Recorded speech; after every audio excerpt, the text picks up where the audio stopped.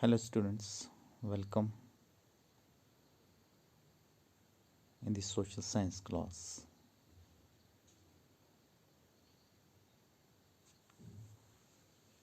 We are going to start with French Revolution from the history section of your social science.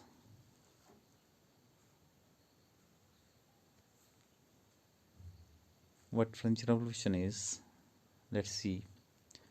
On the morning of 14th July 1789, the city of Paris was in a state of alarms. The king had commanded troops to move into the city. Rumors spread that he would soon order the army to open fire upon the citizens. Some 7,000 men and women gathered in front of the town hall and decided to form a people's militia. They broke into a number of government buildings in search of arms. ये 14 जुलाई 1799 की बात है। City of Paris जो है वहाँ पे एक alarming situation बन गई, डर और खौफ का माहौल बन गया।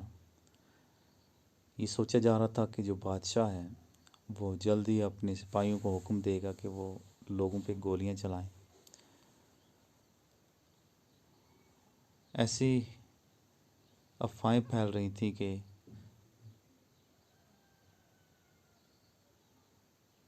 अभी बादशाह जो है वो लोगों पे गोलियां चलवाएगा। और इस दौरान 7,000 के करीब औरतें और मर्द जो हैं वो टाउन हॉल के सामने जमा हो गए और उनका इरादा था एक पीपल्स मिलिशिया यानी लोगों की एक आर्मी बनाने का। वो बहुत सी गवर्नमेंट बिल्डिंग्स में घुस के तोड़ फोड़ की और वहाँ से हथियार चुराने की कोशिश की। Finally, a group of several hundred people marched towards the eastern part of the city and stormed the fortress prison, the Bastille, where they hoped to find hoarded ammunition in the armed fight that followed. The commander of Bastille was killed and the prisoners released, though there were only 7 of them. Yet the Bastille was hated by all because it stood for the despotic power of the king. The fortress was demolished and its stone fragments were sold in the market to all those who wished to keep souvenir of its destruction. The days that followed saw more rioting both in Paris and the countryside. Most people were protesting against the high price of bread. Much later, when historians looked back upon this time, they saw it as the beginning of a chain of events that ultimately led to the execution of king in France. Though most people at the time did not anticipate this outcome, how and why did this happen?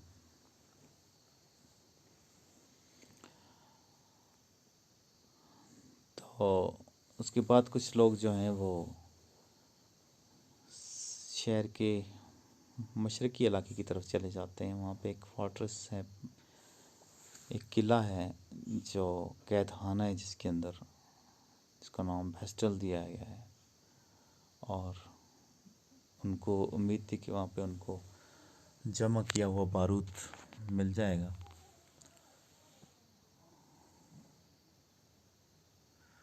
वहाँ पे जो armed fight हुई उसमें जो Bastille का commander था वो मारा गया और जेल खाने को तोड़ के वहाँ से जो कैदी हैं उनको आज़ाद कर दिया गया। हालांकि वहाँ पे सिर्फ 7 कैदी ही मौजूद थे, लेकिन ये किंग का जो डिस्पोटिक पावर था, मनचाहे जो करता था वो, उसकी जुल्म की एक निशानी थी, इबरत की एक निशानी थी। तो इसको डिमोलिश कर दिया गया और इसके जो स्टोन्स थे उनको मार्केट में उन लोगों को बेच दिया गया जो बादशाह की जुल्म और इस फोर्ट्रेस को तबाह हुआ देखना चाहते थे। फिर कुछ दिन गुजरे और पेरिस में और आसपास के इलाकों में बहुत सारे राइट्स हुए, बहुत सारे दंगे फसाद हुए। बहुत सारे लोग जो थे वो खाने पीने की चीज़ों में जो कीमतों में बढ़ोतरी हो रही थी उसके ख़िलाफ़ बात कर रहे थे।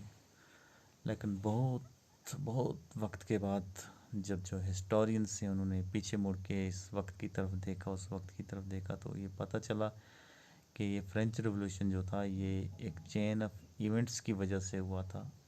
कुछ बहुत सारे मामलात हुए थे और वो मामलात मिलते गए और फिर ये मामला हुआ और इसकी वजह से फिर फ्रांस का जो बादशाह था उसको कत्ल कर दिया गया, एग्जीक्यूट कर दिया गया।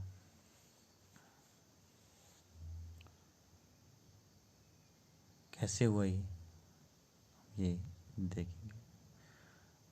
French society during late 18th century में फ्रेंच सोसाइटी जो क्या थी। इन 1774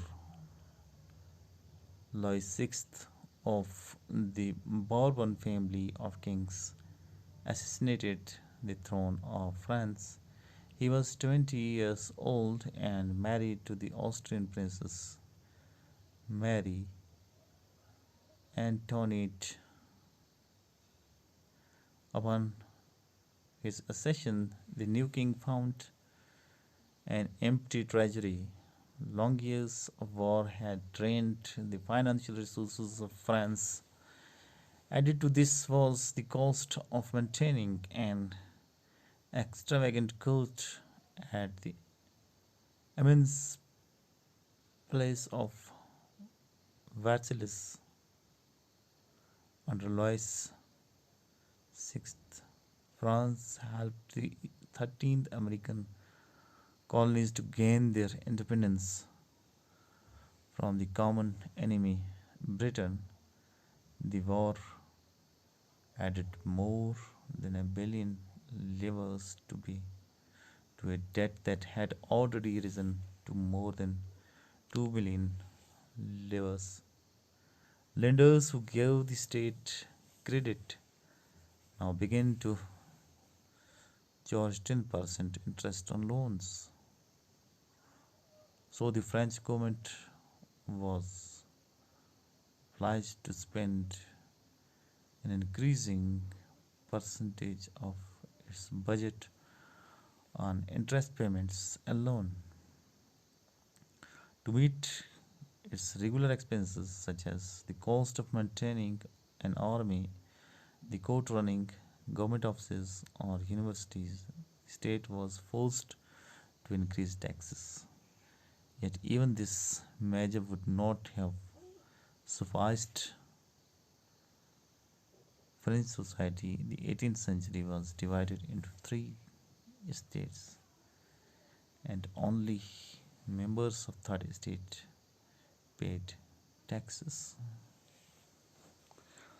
तो मामला कुछ इस तरह से होता है। ये 18th सेंचुरी की बात है। 1774 में लॉइस सिक्स्थ जो था बॉर्बन फैमिली का बादशाह था, उसने सुल्तानत पे कब्ज़ा किया। 20 साल की उम्र में उसकी शादी हुई थी। ऑस्ट्रिया की एक प्रिंसेस थी और उसका नाम था मैरी एंटोनेट।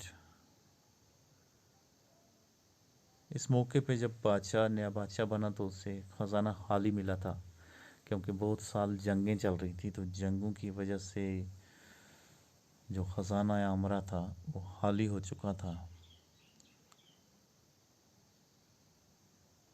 इसके अलावा जो बादशाह का कोर्ट है उस पे जो अखराजात होते थे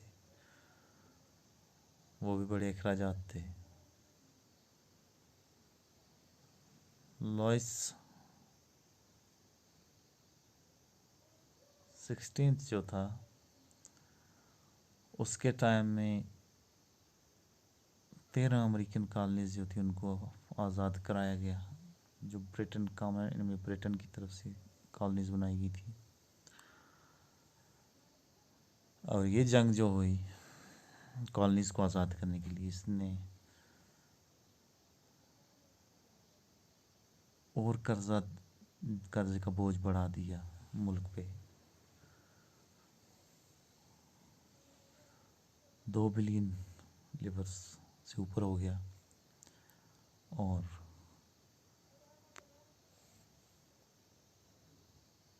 इस पे इंटरेस्ट भी आने लगा।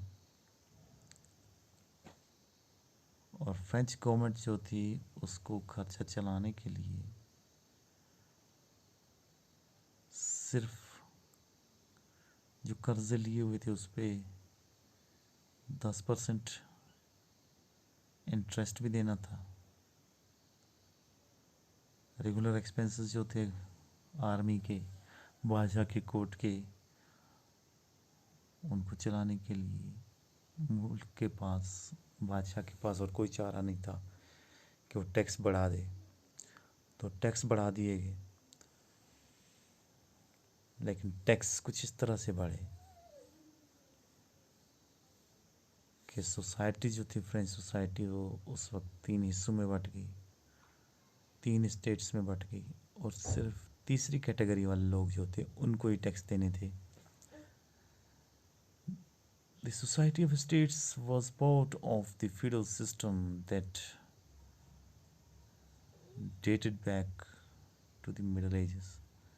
The term old regime is usually used to describe the society and institutions of French before 1789.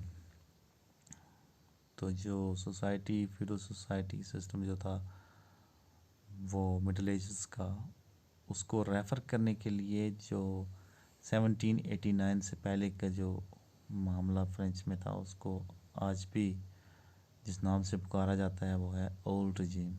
Old regime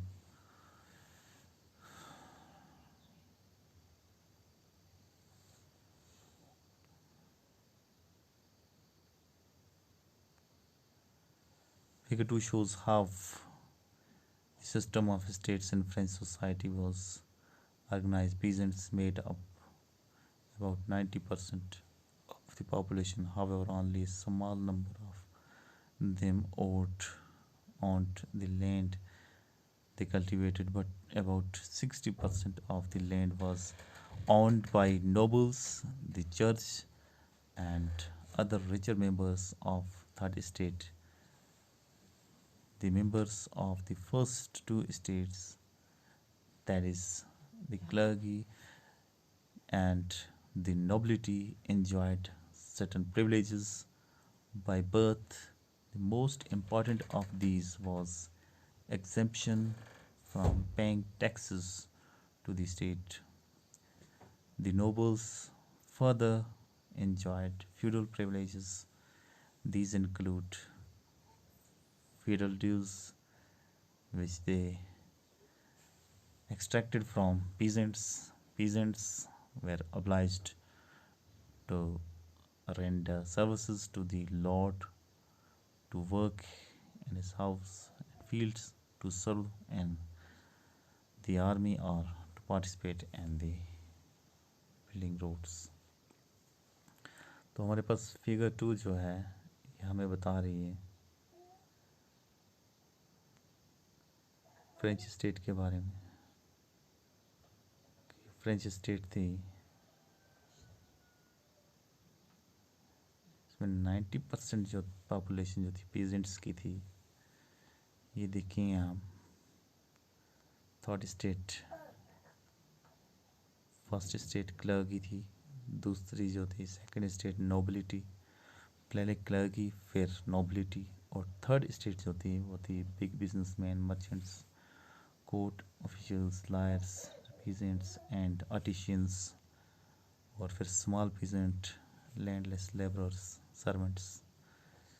तो ये थर्ड स्टेट में जो लोग आते थे इन पे ही टैक्सेस लगाए गए थे। जो बाकी हैं नोबिलिटी और क्लर्की वाले, वो टैक्स से मुस्तस्ना थे।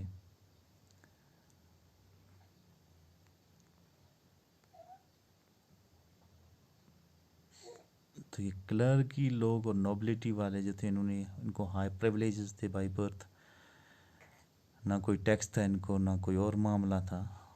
तो बाकी जो लोग थे, ये देखिए फिर से एक बार, एक तो कैटेगरी लोगों की आ जाती है क्लर्की वाले और दूसरे नोबिलिटी वाले, और ये लोग टैक्स से मुस्तस्ना। और तीसरी जो चीज़ है वो तीसरी कैटेगरी में तीन किस्म के लोग आते हैं, बड़े बिजनेसमैन आते हैं, मर्चेंट्स आते हैं, कोर्ट के ऑफिशियल्स आते हैं, लायर्स आते हैं, फिर पीजेंट्स वगैरह हैं, स्मॉल आर्टिशंस हैं। तो ये लोग जो हैं सारे फंस गए थे। So this much is fries for the day. Thank you.